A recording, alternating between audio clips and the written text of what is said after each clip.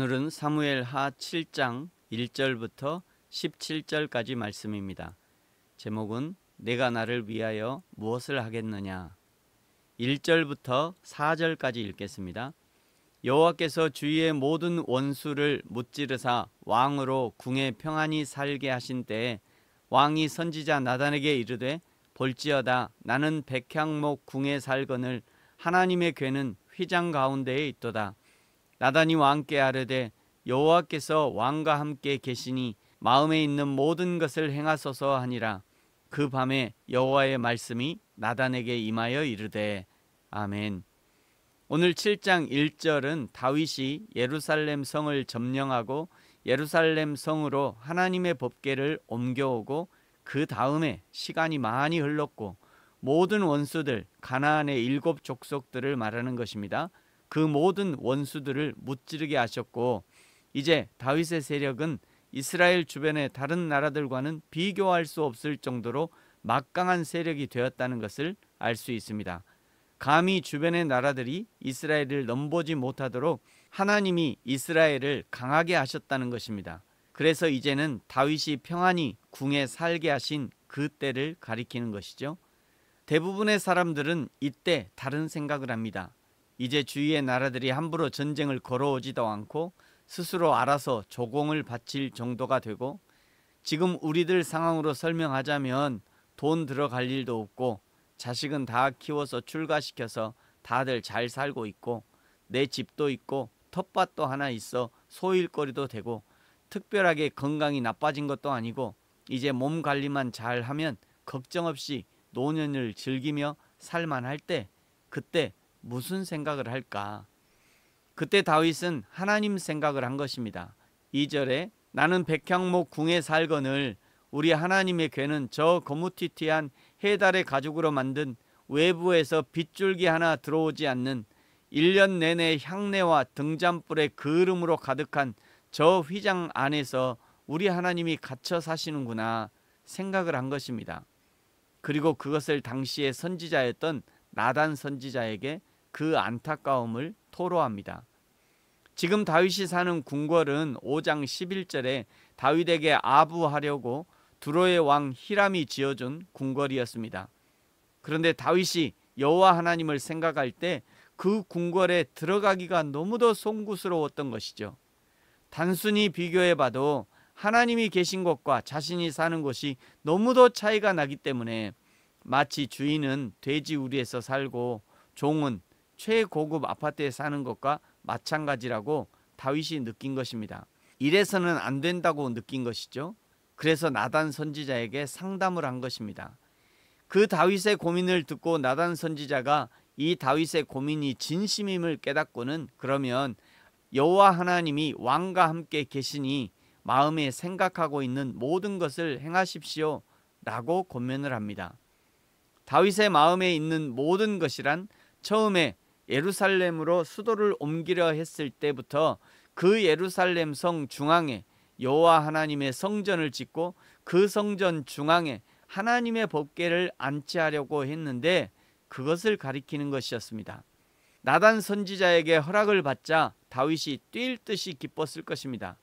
성경에 기록은 되어 있지 않지만 법궤가 처음 예루살렘에 들어왔을 때보다 더 기쁘게 뛰며 춤추며 기뻐했을 것 같습니다. 그러나 4절 그 밤에 오늘 사무엘 하에는 정확하게 나와 있지 않습니다만 역대상 17장 4절에는 같은 내용을 기록하면서 하나님이 정확하게 하나님을 위한 집을 건축하지 말라고 명령하신 말씀이 등장합니다. 그러면서 왜 하나님이 집을 짓지 말라고 하시는지 그 이유를 설명해 주시는데 그 이유를 설명하시면서 하나님이 그런 생각을 한 다윗이 너무도 기특하고 너무도 좋으셔서 하나님의 입이 귀에 걸리신 것을 느낄 수 있습니다. 5절에 내가 나를 위하여 내가 살 집을 건축하겠느냐. 6절 나는 출애굽 때부터 지금까지 별도의 집에 살지 않고 장막과 성막에 살았다. 이것은 이스라엘 백성들 가운데 있었다는 것입니다. 하나님이 언제든지 자유롭게 이스라엘 백성들과 만나시고 교제하시고 함께 식사를 하시고 함께 눕고 고민할 때 그 고민을 들어주시고 슬플 때 함께 울어주시고 그렇게 백성들과 함께 했다는 것입니다. 7절 내가 언제 나를 위하여 백향목 집을 건축하지 아니하느냐고 말하더냐. 하나님은 그런 거 원치 않으신다는 것입니다. 그런데 말입니다. 이런 생각을 한 다윗이 얼마나 기특하시던지 8절부터 하나님의 축복이 쏟아집니다. 8절을 보십시오. 내가 다윗을 목장 곧 양치기에서 데려와 내 백성 이스라엘의 주권자로 삼았다. 9절 다윗 내가 가는 모든 곳에 내가 너와 함께 있어 모든 원수를 멸하고 내 이름을 위대하게 만들어 줄 것이다. 10절 이제 예루살렘을 도읍지로 정했으니 거기서 거주하고 다시 옮기지 않게 하고 악한 종류 즉 이방인들이 해하지 못하게 할 것이다. 11절 모든 원수에게서 벗어나 편히 쉬게 할 것이고 이제는 반대로 여호와 하나님이 너를 위하여 너의 집을 지을 것이다. 12절 너는 수완이 차서 조상들에게 돌아갈 것이고 내가 죽으면 너의 후손이 너의 나라를 더욱 견고하게 할 것이다. 솔로몬을 말하는 것이죠.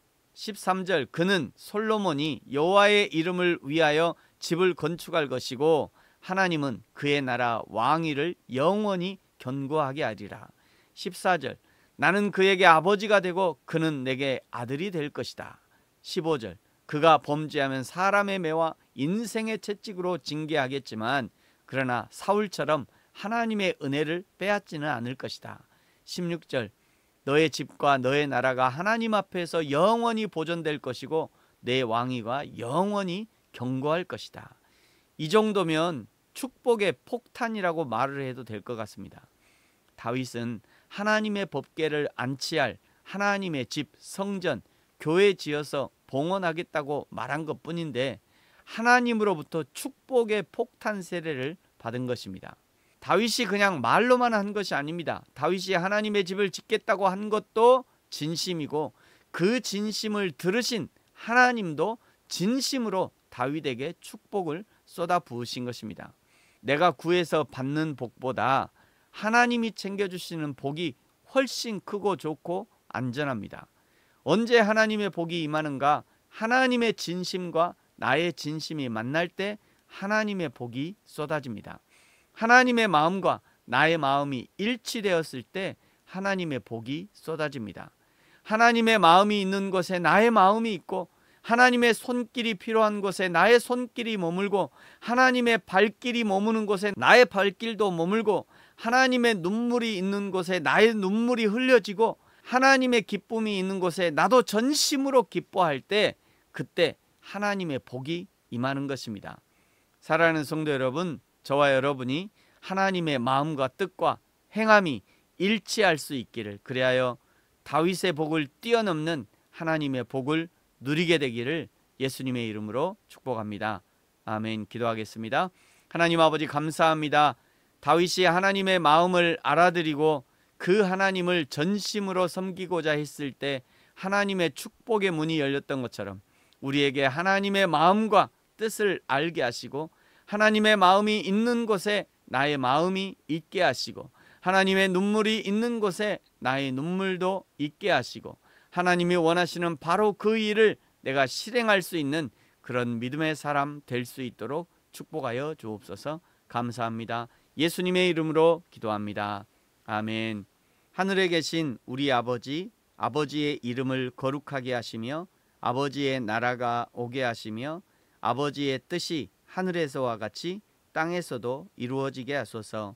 오늘 우리에게 일용할 양식을 주시고 우리가 우리에게 잘못한 사람을 용서하여 준 것 같이 우리 죄를 용서하여 주시고 우리를 시험에 빠지지 않게 하시고 악에서 구하소서. 나라와 권능과 영광이 영원히 아버지의 것입니다. 아멘.